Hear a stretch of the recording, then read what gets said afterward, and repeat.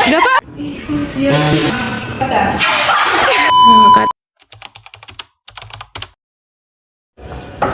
Assalamualaikum.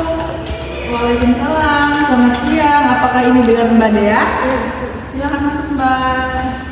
Silakan duduk Mbak.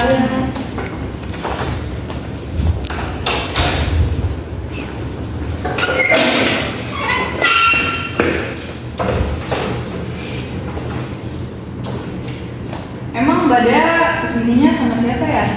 Sendiri Sendiri. Emang rumahnya di mana Mbak? di Pandeglang. Wah, jauh juga ya Mbak. Apakah Mbak pernah melakukan konseling sebelumnya atau ini yang pertama kali Mbak? Ini pertama kalinya. Pertama kalinya Mbak. Terima kasih ya. Saya sangat tersanjung dan terhormat karena Mbak percaya memilih saya sebagai konselor untuk melakukan konseling. Iya. Nah, sebelumnya saya ingin menjelaskan beberapa hal ya Mbak, karena Mbak di sini baru pertama kali melakukan konseling. Saya di sini sebagai seorang konselor dan Mbak sebagai seorang klien Mbak. Nah, yang kita lakukan ini adalah konseling individual, yang dimana hanya ada saya dan Mbak Dea di dalam ruangan tertutup ini, yang dilakukan secara face to face. Selanjutnya saya akan menjelaskan beberapa asas yang perlu kita sepakati Mbak, agar kita satu persepsi. Nah, yang pertama ada asas kerahasiaan Mbak Dea. Saya sebagai seorang konselor telah disumpah untuk menjaga segala data dan cerita Mbak Dea yang akan diceritakan kepada saya nanti.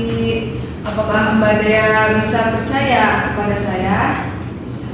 Nah, karena Mbak Dea sudah percaya, bisa percaya kepada saya. Nah, yang selanjutnya ada asas kesukarelaan Mbak Dea. Saya sudah sukarela datang ke sini untuk membantu dan mendengarkan keluh kesah ataupun masalah Mbak Dea yang sedang Mbak Dea alami.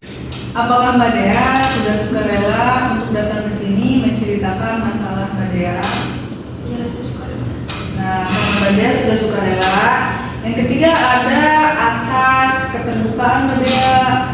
Mbak Dea bisa menceritakan segala masalah yang Mbak Dea alami, baik itu masalah yang paling kecil ataupun sampai masalah yang paling besar.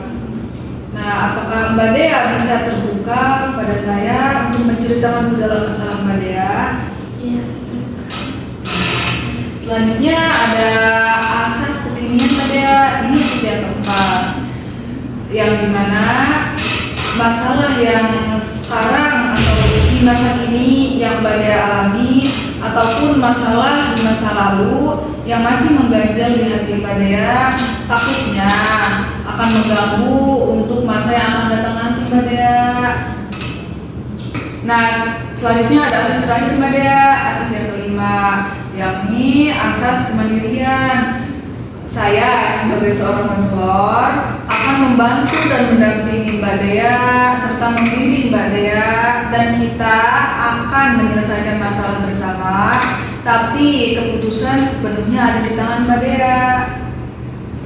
Nah, sampai di sini apakah Mbak Dea paham atau mengerti? Ngerti. Terima kasih Mbak Dea. Kira-kira ada cerita apa Mbak Dea ini?